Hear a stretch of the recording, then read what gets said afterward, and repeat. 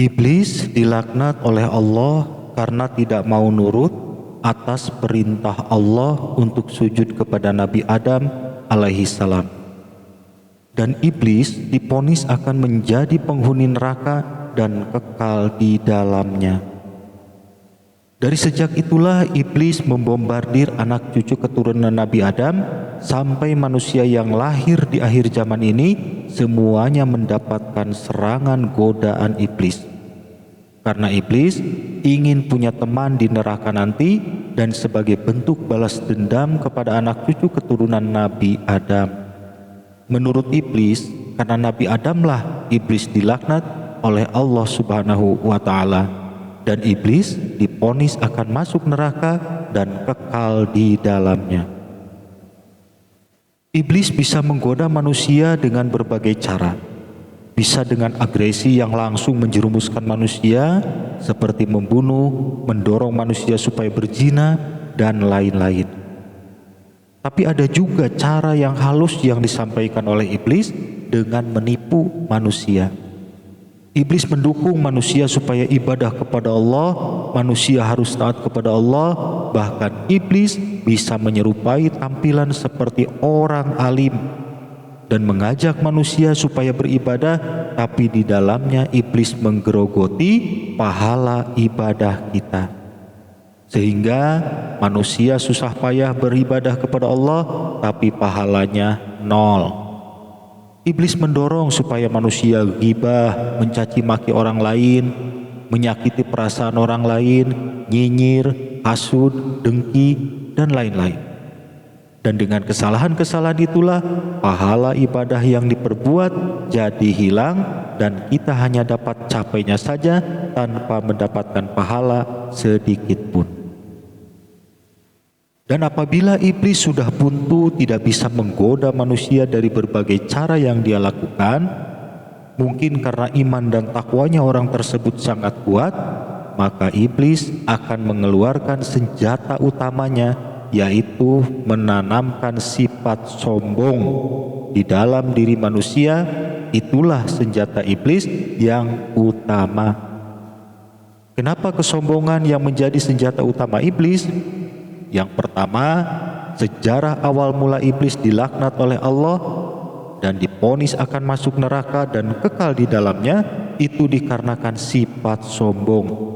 Sekelas iblis saja, makhluk yang paling taat kepada Allah, dikala ada kesombongan sekali saja, maka iblis dilaknat oleh Allah. Apalagi kita sebagai manusia yang ibadahnya tidak sehebat iblis, punya sifat sombong, maka celakalah. Kemudian yang kedua, kenapa kesombongan menjadi senjata utama iblis? Karena dengan kesombongan yang tertanam dalam diri manusia, maka akan meluluh lantakan semua pahala manusia. Manusia beribadah sholat, puasa, sedekah, bahkan ibadah haji pun apabila terdapat kesombongan dalam dirinya, maka sia-sialah ibadah tersebut, hanya dapat capainya saja. Tentunya iblis tepuk tangan apabila hal itu terjadi. Selanjutnya yang ketiga, kesombongan sifatnya sangat halus. Kebanyakan tidak disadari oleh manusia. Kalau manusia digelincirkan dengan zina ketahuan, sudah banyak manusia yang menyadari bahwa dosa zina adalah dosa besar. Diuji lagi dengan dosa mabuk dan judi, manusia sudah tahu bahwa dosa mabuk dan judi itu dosa besar yang harus dihindari. Tapi kesombongan menyelinap dalam hati, tidak terasa, dan itu jarang disadari oleh manusia, bahkan dianggap itu tidak dosa. Dan kesombongan ini bisa menembus semua golongan manusia.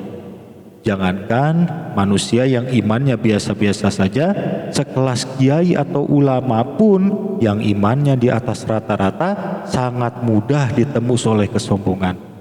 Untuk itu, kesombongan menjadi senjata utama iblis yang sangat ampuh. Nah, itulah kenapa kesombongan menjadi senjata utama iblis. Yang pertama, karena dengan kesombongan bisa membuat manusia dilaknat oleh Allah. Yang kedua, kesombongan bisa meluluhlantakkan pahala ibadah manusia.